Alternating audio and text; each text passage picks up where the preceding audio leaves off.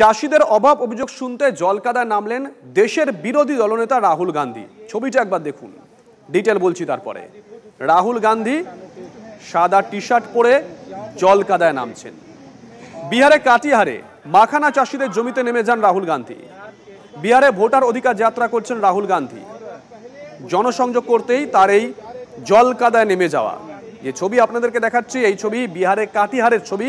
রাহুল গান্ধী চাষের জমিতে নামলেন, মাখানা চাষিদের জমিতে নামলেন, একেবারে জলকাদার মধ্যে রাহুল গান্ধী নামলেন। এই ছবির পাশাপাশি আপনাদেরকে আরো একটা ছবি দেখাবো। দিন কয়েক আগে উত্তরাখণ্ডের মুখ্যমন্ত্রী পুষ্কর সিং ধামি তিনিও জমিতে নেমেছিলেন, হাল চাষ করেছিলেন, তাক লাগিয়ে দিয়েছিলেন। দুটো ছবি আপনাদেরকে একসঙ্গে দেখাচ্ছি। রাহুল গান্ধীর আজকের ছবি দেখাচ্ছি, কাটিহারের ছবি।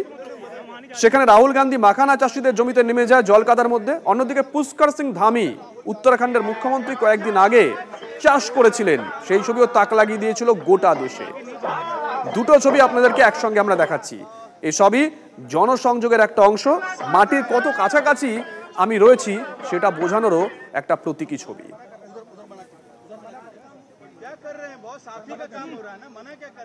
यही वीडियो रिलीज होगा।